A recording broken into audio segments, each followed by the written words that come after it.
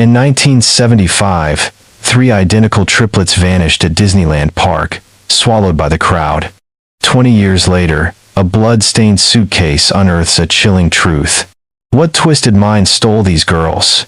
And what horrors did they endure? This fictional tale, inspired by real mysteries, weaves a web of suspense for education and entertainment. Will the mother's relentless search uncover the dark secret? Watch to the end to find out. Like, subscribe, comment, and share to join the mystery. Your engagement keeps our channel alive. Don't miss the shocking twists waiting in the shadows. Cold open. The fog hung thick over Willow Creek, Oregon, on a bone-chilling morning in 1995. A hiker, bundled in a worn jacket, trudged through the muddy outskirts of Dreamland Park, a once vibrant amusement park, now crumbling under years of neglect. His boots sank into the sludge of a dry drainage ditch, when something caught his eye: a tattered red suitcase, half buried in the mire, its leather cracked like old skin. Hard pounding, he knelt and pried it open. Inside, a grotesque bear costume stared back, its plastic eyes shattered, fur matted with dark dried stains. Nestled beside it were three identical children's dresses, their pale blue fabric stained with mud, and what looked like blood. A crumpled note slipped free, scrawled in shaky ink: "The triplets never part." The hiker stumbled back, fumbling for his phone, his voice cracking as he dialed. "I found something awful near the park. You gotta send cops now." And miles away, Eleanor Ellie Carter sat in her dim, cluttered apartment on the edge of Willow Creek.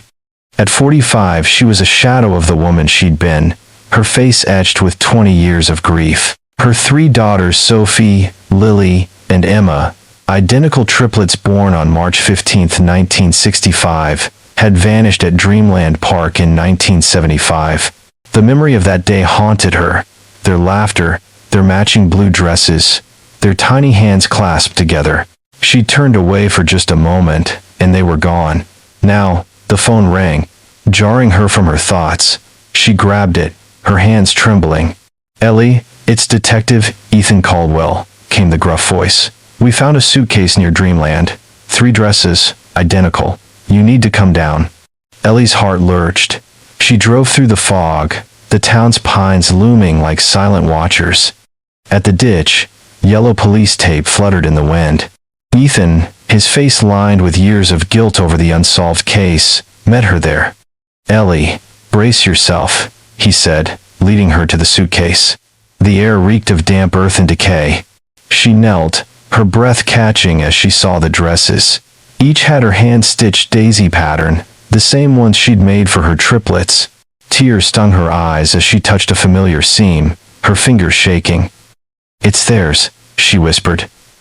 "Sophie, Lily, Emma, these are theirs." Ethan handed her the note, its words searing into her mind.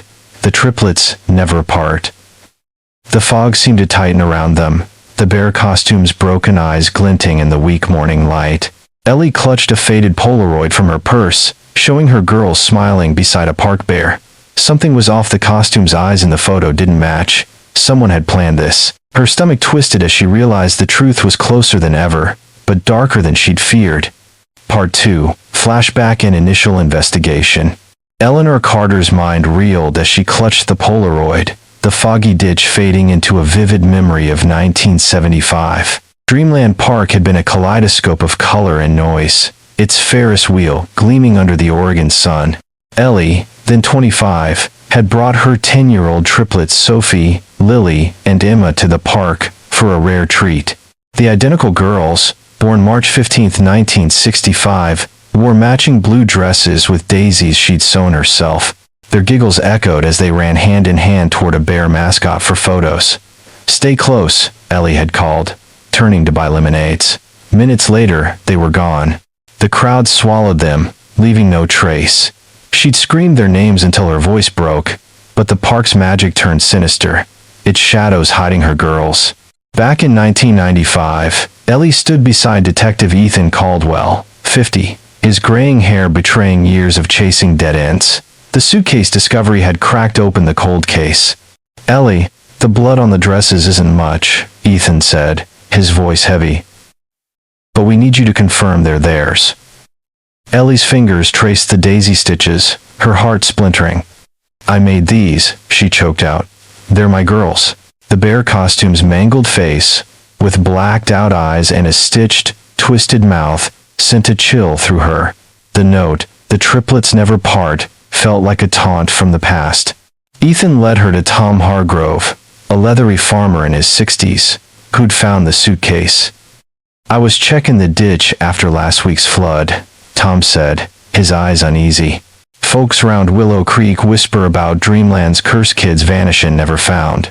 That bear suit, it ain't right." Ellie's stomach nodded. Ethan showed her the Polaroid again, her triplets beaming beside a park bear.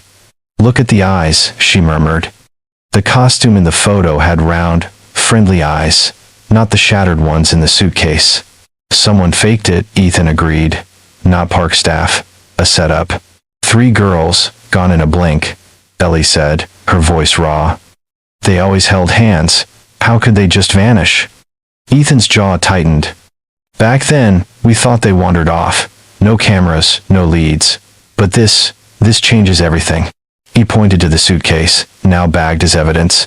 "The blood's old, but we'll test it. The costume's not official park gear, someone made it to blend in." Ellie's mind raced. The triplets' identical faces had drawn stares that day. Had someone watched them, planned this? She pulled the Polaroid closer, noticing a faint shadow behind the bear, a figure, blurred but human. "Ethan, look," she gasped, pointing. Someone else was there. His eyes narrowed.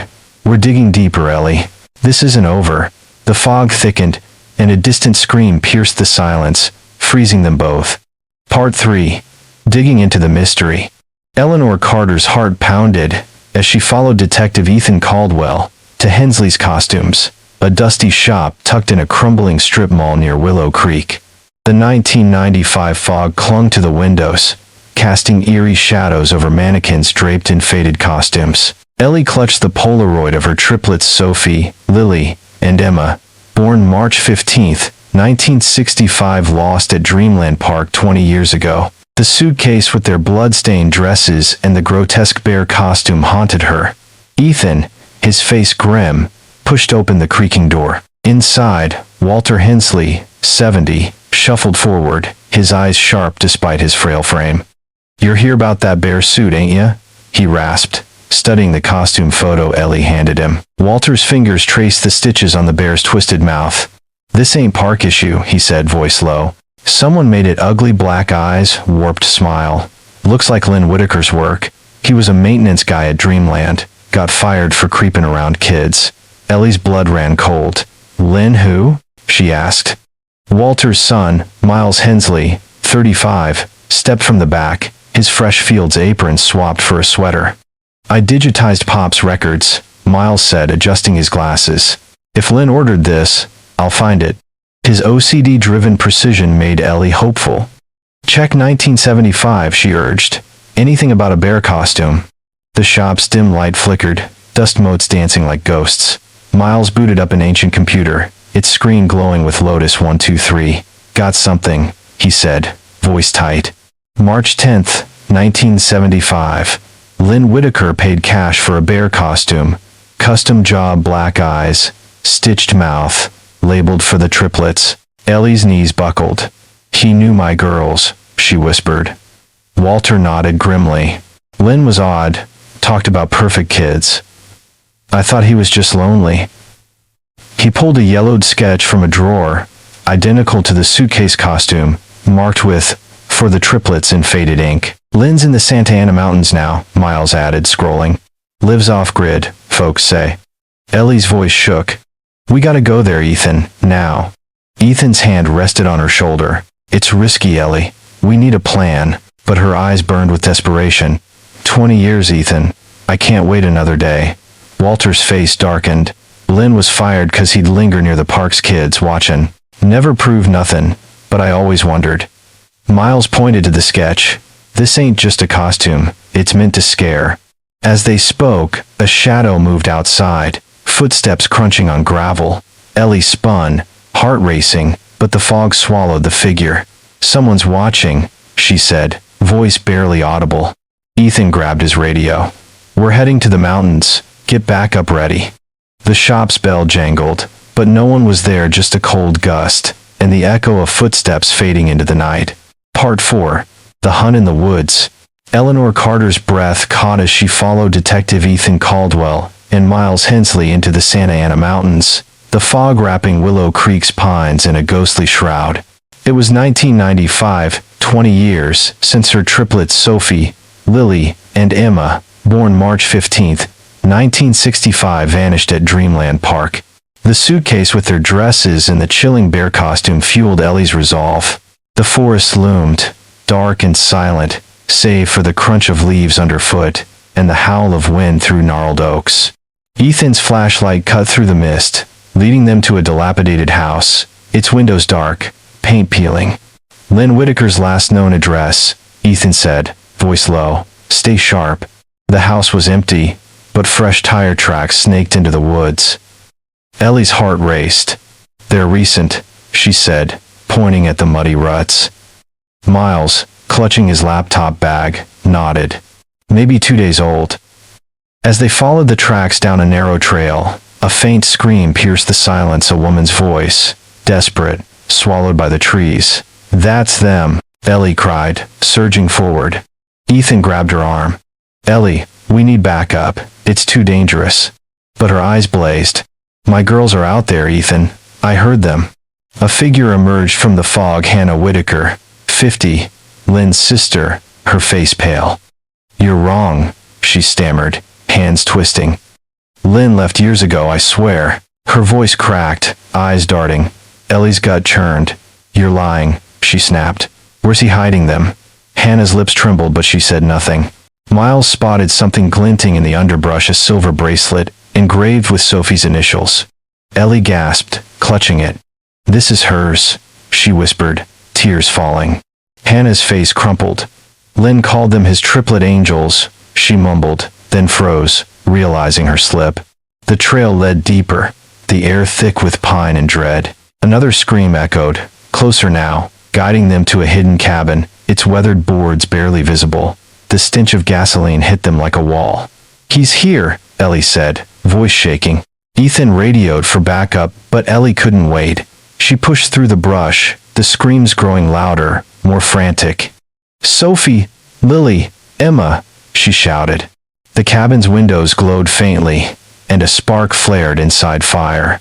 Ethan yanked her back. Ellie, it's a trap, he hissed. But the screams turned to sobs, unmistakably her girls. Miles pointed to the cabin's door, ajar, leaking smoke. They're inside, he said, his OCD calm fraying. Hannah grabbed Ellie's arm, eyes wild. I didn't mean to hide it, she sobbed. Lynn said he'd kill me. Before Ethan could stop her, Ellie bolted toward the cabin, the fire's glow spreading, its roar drowning out the forest's eerie quiet. A shadow moved inside, and the screams stopped, leaving only the crackle of flames. Part 5. The Rescue Climax. Flames roared from the cabin, painting the Santa Ana Mountains fog in a hellish orange glow.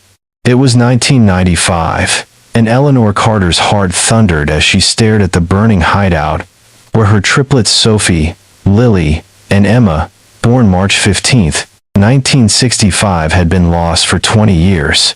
The screams from inside, unmistakably her girls, drove her forward, but Detective Ethan Caldwell's iron grip held her back. Ellie, wait for the fire crew, he barked, radio crackling with calls for backup. Miles Hensley, clutching bolt cutters, scanned the blaze with wide eyes.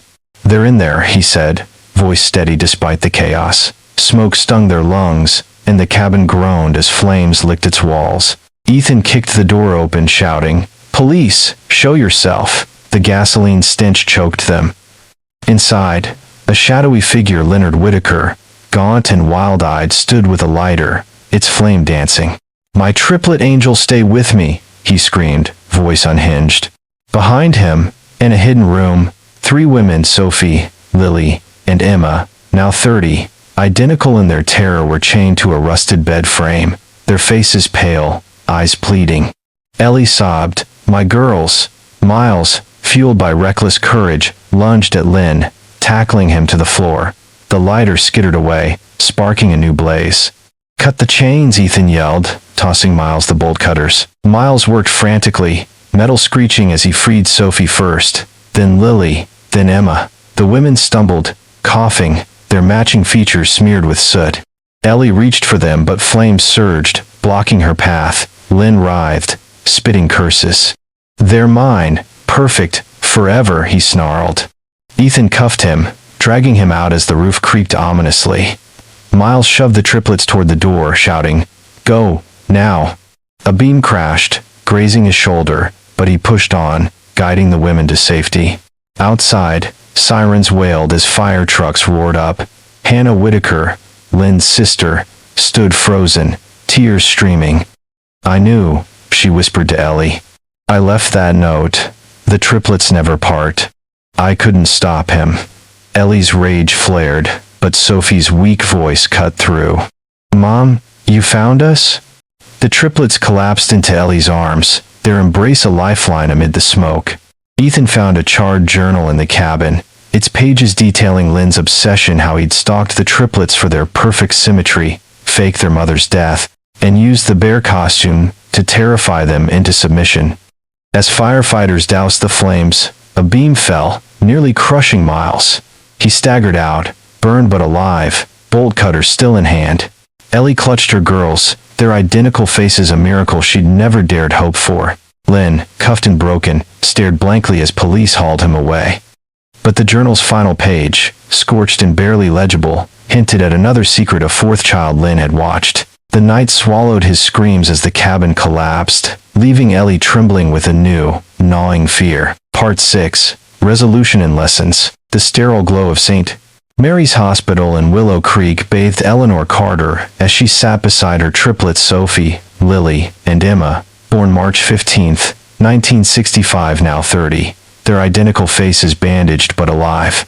It was 1995, days after the cabin fire that nearly claimed them. Ellie held a new Polaroid, capturing her girls' weary smiles, a fragile testament to their reunion after 20 years. The memory of their screams, the bear costume's twisted face, and Leonard Whitaker's deranged rants lingered like smoke. Sophie gripped Ellie's hand, whispering, "Mom, you never gave up." Ellie's voice cracked, "You're my girls. Always." Detective Ethan Caldwell, 50, stood nearby, his face etched with relief and exhaustion. "Lynn confessed," he said, flipping through a charred journal. "He saw your triplets as his perfect family, replacements for a daughter he lost. He stalked you at Dreamland Park, used that costume to lure them through a service exit." Ellie's stomach churned. "He told them I was dead," she said, tears falling. Lily, her voice hoarse, nodded. "He said you crashed your car. We believed him, until we saw you on television." Emma added, "That's when he panicked, bought gas to burn us all." Miles Hensley, bandaged in a wheelchair, sat with his father, Walter, 70. "You saved them, Miles," Ellie said, her eyes grateful. Miles adjusted his glasses, shy. "Just glad they're safe," Ethan continued. "Lynn's dying lung cancer, stage 3. He hid to avoid capture. He'll face trial, but he won't last long." Ellie's voice was steel. "Good. Let him rot for what he stole 20 years of my girls' lives." Dr. Laura Bennett, a psychologist, joined them. "The triplets case shows how trauma bonds form," she said. "Stockholm Syndrome helped them survive Lynn's manipulation. Recovery will take years, but family love is their anchor." Ellie nodded, squeezing her daughter's hands. The Polaroid, showing their battered but united faces, felt like a victory over the darkness. "Parents, watch your kids, even in safe places like parks," Ethan warned, his voice firm. "And if you see something off, speak up." Hannah Whitaker's silence let this drag on. "Dr. Bennett added, communities must break the silence around predators. One tip can save lives." Ellie thought of Hannah's confession, her cryptic note, "The triplets never part," a plea for redemption that came too late. As dawn broke, sunlight pierced Willow Creek's fog. Ellie looked at her girls, their identical features a miracle reclaimed. The journal's hint of a fourth child gnawed at her, but for now, she held tight to Sophie, Lily, and Emma. "We're together," she whispered. The Polaroid lay on the table, a beacon of hope, Their scars, physical and not, would fade with time, but their bond was unbreakable. Outside, the world stirred, unaware of the horror they'd survived, or the secrets still buried in the mountains.